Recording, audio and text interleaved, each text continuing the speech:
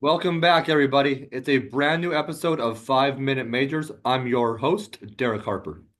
Let's dive right into it.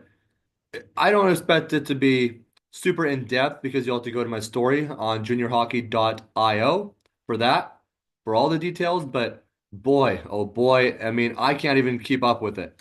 I'll be honest. With the trade deadline coming up for the CHL, between World Junior Championships and the trades and other news.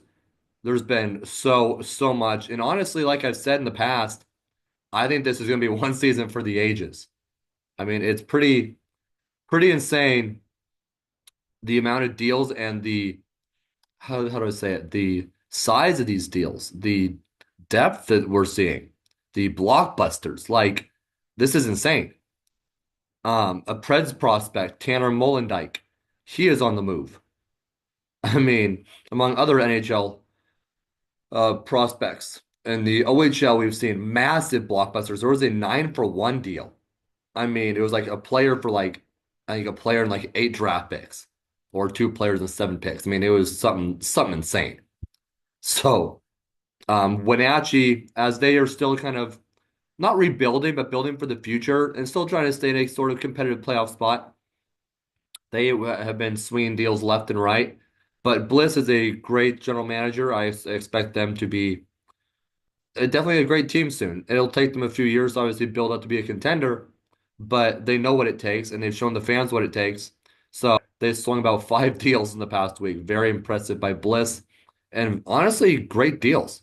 I spoke to him for a story for my site, but as for this, you'll be able to see the main deal that they swung with trading Daniel Hauser to Calgary. But as well as that, the Seattle Thunderbirds also made quite the deal with Calgary. Calgary and Medicine Hat and the Blades are in an interesting situation. Calgary is trying to build up. Looks like Medicine Hat wants to go on quite the run this year.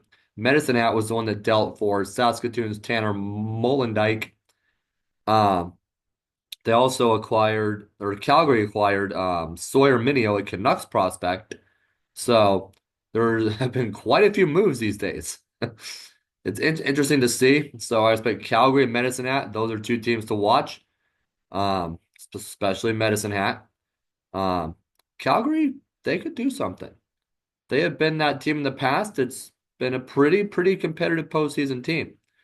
The Winterhawks waived a player. They let a player go, but they haven't been too active on the trade front there.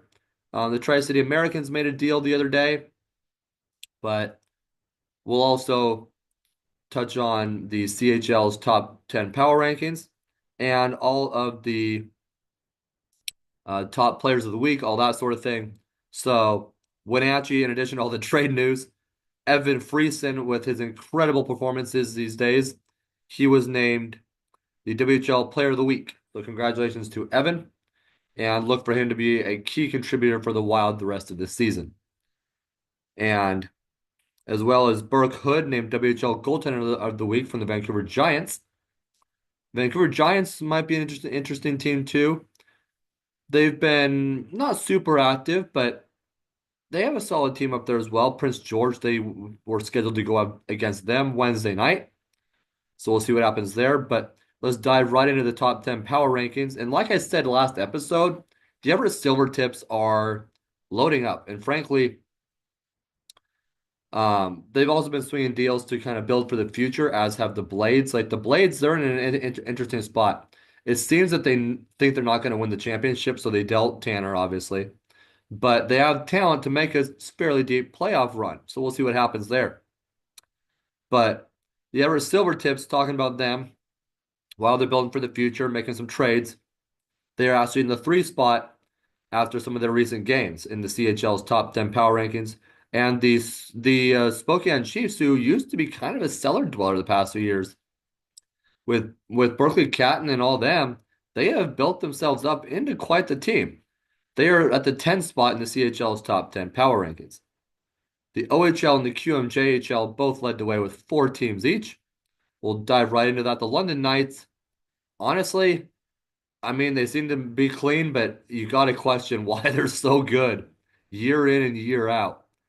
But some organizations just know how to do that. I mean, you look at the WHL with the Winterhawks over the decade. Trying to think of others, the Edmonton Oil Kings. But that London Knights team is something else. I mean, I can't describe how good that team is. They landed again at the top spot in the CHL's power rankings. The Kitchener Rangers checked in at 4. The Windsor Spitfires, you know that name from the Memorial Cup a few years ago, at 5. And the Barrie Colts at 8. Over in the Quebec League, the Moncton Wildcats checked in at 2, so they're hovering around the top spots. And the Drummondville Voltigeurs at 6. Rimouski Oceanic, this year's Memorial Cup host, at 7. And excuse me if I butcher this, the Chicoutimi Saguenayens at 9. I'm sure that's quite French. I apologize if I didn't say that right, but they finished at 9. So we are seeing another competitive year. I expect London. Honestly, if you ask my Memorial Cup favorite right now, the London Knights. But you can't count out Moncton, or maybe even the host too. The host teams can sometimes load up, and it'll be interesting when it goes to Kelowna because they've been trading some of their stars.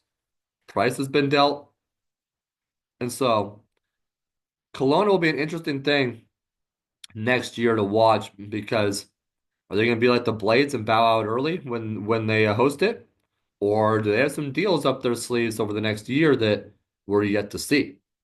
Only time will tell with that, but definitely a very exciting year in the CHL. I mean, the OHL, I didn't even include all the trades in my story, would have just been miles long. Just so the CHL site has all those, the OHL, the WHL.